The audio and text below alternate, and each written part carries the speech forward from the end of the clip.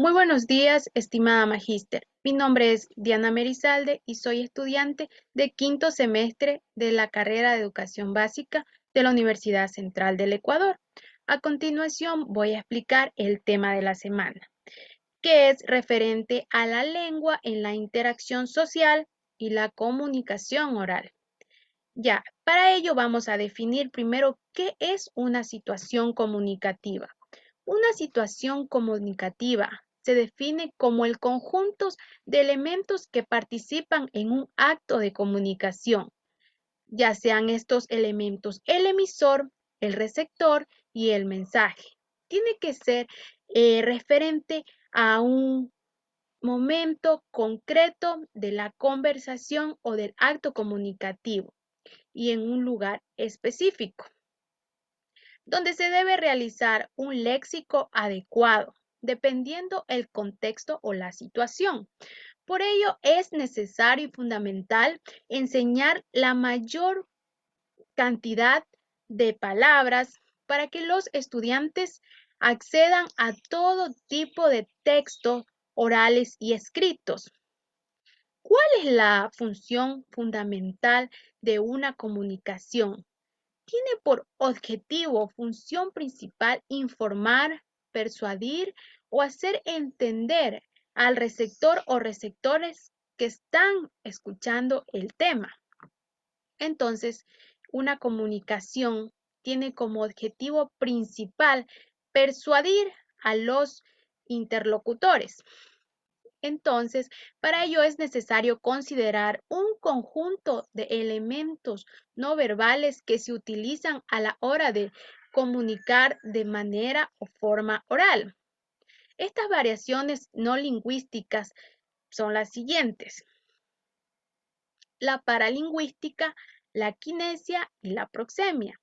La paralingüística es el estudio de los aspectos no semánticos del lenguaje, como por ejemplo el timbre y tono de voz empleados a la hora de comunicarnos de manera oral, el ritmo con el que se habla, es decir, la fluidez en que se dice el mensaje. El volumen de la voz, ya sea este puede ser volumen alto o bajo, dependiendo también de las emociones que tenga el emisor. Y los silencios también nos comunican, por ejemplo, que el emisor o no sabe el contenido que va a explicar o habla mucho y entonces no se puede entender el mensaje. Entre un ejemplo tengo el siguiente. El ejemplo es referente en base al tono de voz descendente que permite al emisor transmitir el mensaje. Entonces es el siguiente. Llega el docente al aula de clases y dice con un tono de voz descendente: buenos días. Entonces está transmitiendo a los estudiantes firmeza, determinación y confianza. El siguiente elemento no verbal es la kinesia. La kinesia estudia principalmente el significado de los movimientos humanos. Por ejemplo, los gestos, los movimientos del cuerpo, la mirada, la expresión del rostro, el tacto. Es decir, que estudia la forma y la manera de expresar el cuerpo del emisor a la hora de transmitir el mensaje, ya que es fundamental tener una buena organización de lo que es los movimientos del cuerpo con lo que está expresando verbalmente el emisor.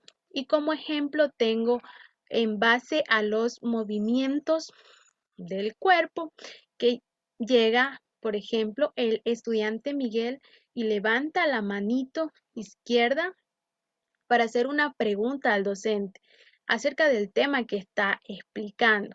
El tema que está explicando el docente es las partes de la oración simple. Entonces está diciendo, las partes de la oración simple es el sujeto, que es la persona, animal o cosa que se habla de la oración.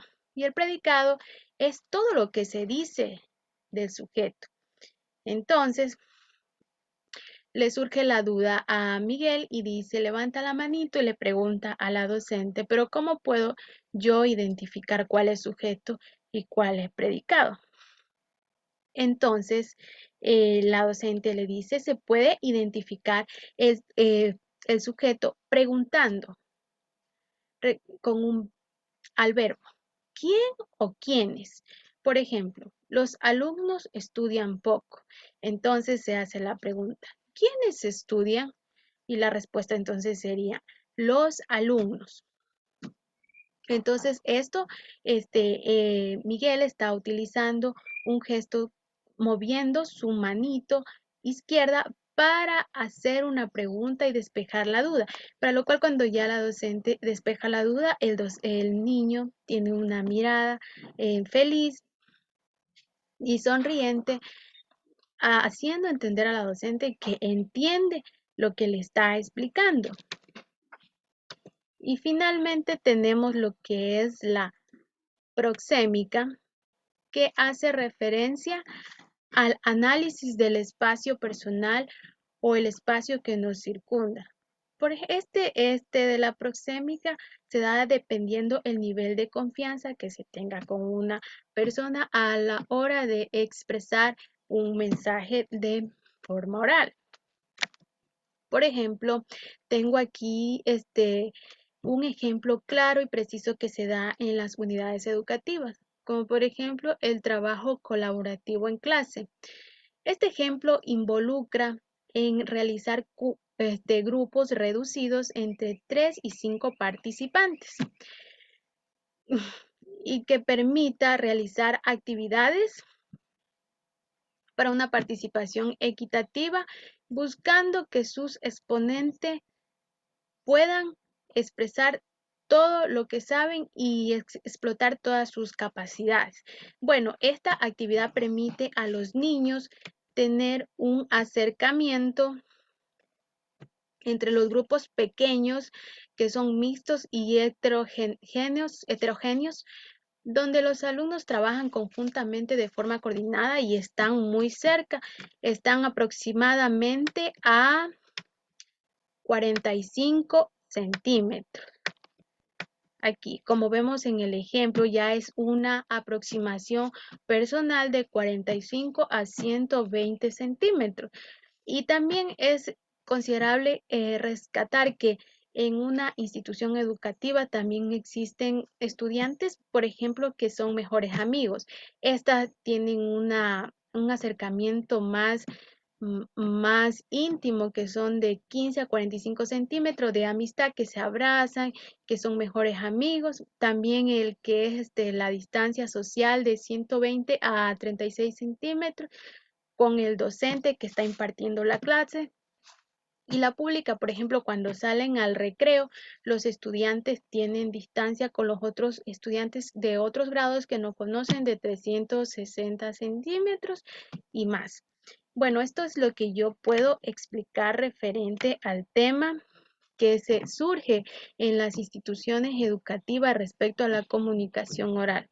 Como reflexión final, puedo acotar que toda esta situación comunicativa, tanto lo explícito como lo implícito, es fundamental lo no verbal como lo verbal que se está explicando de un tema. Todo tiene que tener coordinación para que el mensaje llegue de manera adecuada y pueda ser interpretado por todos los interlocutores. En el ámbito docente es fundamental tener una excelente comunicación, ya sea de manera oral y con todos los elementos lingüísticos. Todo tiene que estar relacionado, porque si no los estudiantes no van a entender el tema. Entonces, es todo en cuanto a lo que puedo explicar sobre este tema. Muchísimas gracias, estimada magíster, por su atención.